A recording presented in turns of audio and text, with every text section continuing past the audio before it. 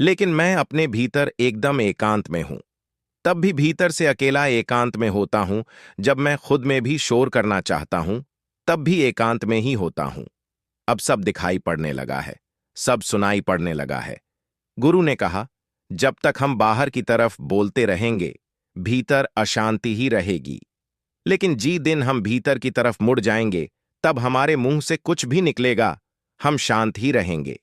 दुनिया में जितनी भी बुराइयां हैं, ज्यादातर हमारे बोलने से ही उत्पन्न होती है, क्योंकि हम चुप रहना नहीं चाहते। हम जितनी जरूर है, उससे कहानी ज्यादा बोलते हैं। हम सामने वाले को सुनना नहीं चाहते, बल्कि उसकी बोलती बंद कर देना चाहते हैं।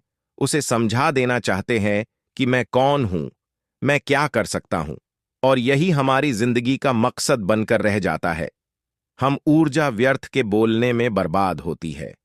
ऐसे ही समाज में लोगों का जीवन दुखों से भर जाता है, जो हमेशा एक दूसरे को सुनाने में लगे रहते हैं। कभी एक दूसरे को सुनना नहीं चाहते, समझना नहीं चाहते। और चुप रहना तो उन्होंने कभी सीखा ही नहीं, क्योंकि चुप रहना उन्हें छोटा महसूस करवाता है। दुनिया की सभी लड़ाई का कारण हमारा बोलना ही है। इसलिए हम सिर्फ उतना ही बोलना चाहिए जितना जरूरी हो, क्योंकि व्यर्थ का बोलना ऊर्जा को नष्ट करना है, और यह बोलना ही हमें कभी अपने भीतर की ओर लौटने नहीं देता, क्योंकि यह हमें बाहर की ओर खींच कर रखता है।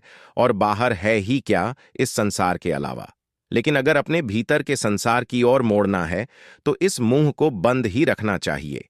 इसीलिए जितने भी बुद्ध हुए, आत्मज्ञानी हुए, वह सभी एकांत की ओर भागे, ताकि उन्हें ज्यादा ना बोलना पड़े, ज्यादा सुनना पड़े।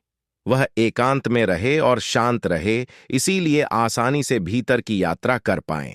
लेकिन अगर कोई चाहे तो इस संसार में रहकर भी एकांत में रह सकता है, शांत रह सकता है।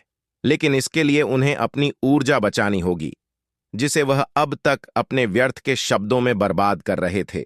दोस्तों, इस कहानी की सीख यही है कि व्यर्थ का बोलना ऊर्जा को नष्ट करना है। ज्यादा और व्यर्थ बोलना ही हमें अपने भीतर की ओर लौट नहीं देता, क्योंकि यह हमें बाहर की ओर झुकाए रखना है। और जिन्हें भीतर की यात्रा करनी है, उन्हें अपने मुंह को बंद ही रखना चाहिए।